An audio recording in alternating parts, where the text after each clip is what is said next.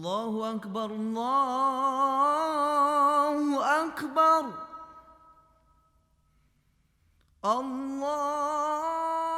Banten telah menjadi kota pelabuhan yang ramai dan terkenal pada abad ke-13. Sebagai bagian dari Kesultanan Sunda, letak Banten yang strategis membawa kota ini pada kemakmuran di mata bangsa-bangsa asing. Kemakmuran itu pula kiranya yang menarik hati penguasa Demak untuk memperluas pengaruhnya hingga ke kota ini.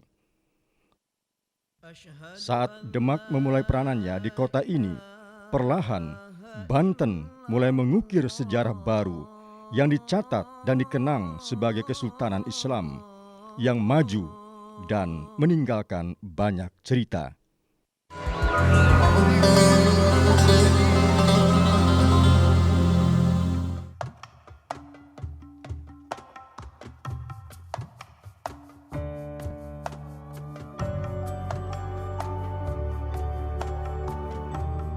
Masuknya Islam di Banten diawali oleh Syarif Hidayatullah atau dikenal dengan julukan Sunan Gunung Jati. Bupati Banten saat itu menikahkan putrinya, Nyai Kawung Anten dengan Sunan Gunung Jati dan memiliki 2 orang keturunan. Anak pertamanya Hasanuddin bersama ayahnya memperluas penyebaran Islam di wilayah Banten.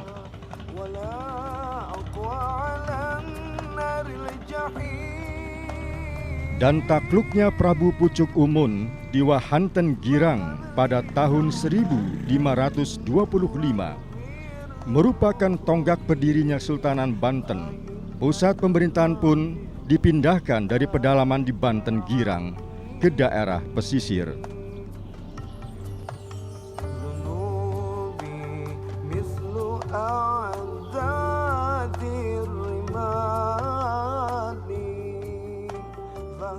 Maulana Hasanuddin pun diangkat menjadi sultan pertama.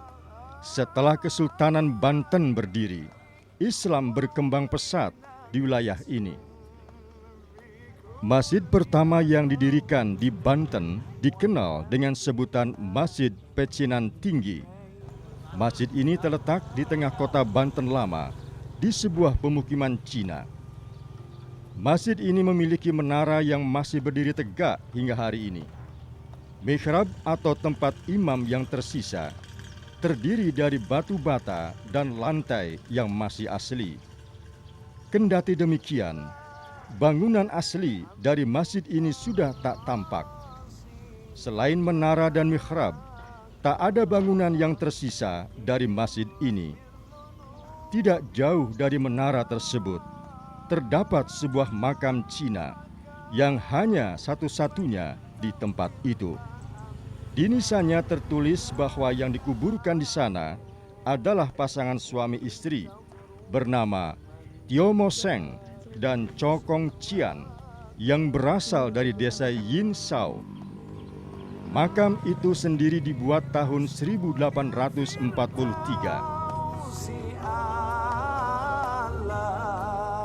Meski tahun pembuatan masjid dan keberadaan makam Cina tersebut masih belum jelas, fakta ini setidaknya mengingatkan bahwa ada hubungan yang erat antara Banten dengan kebudayaan Cina.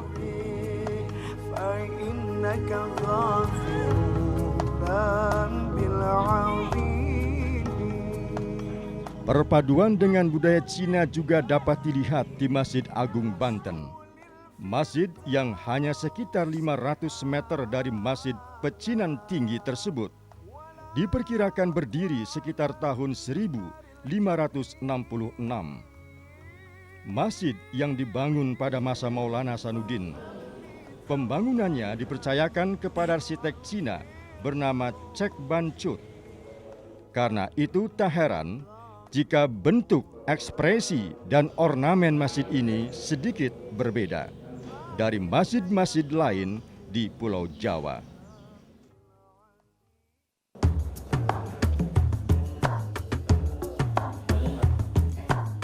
Masjid ini terdiri dari 4 bangunan utama.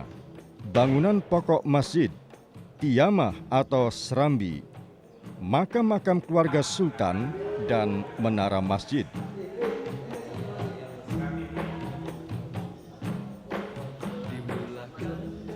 Salah satu keunikan bangunan ini adalah atap bertumbuk 5 yang disinyalir terpengaruh bentuk idiom pagoda Cina. Selain Masjid Agung Banten, masjid di Jepara juga memiliki kesamaan bentuk atap semacam itu.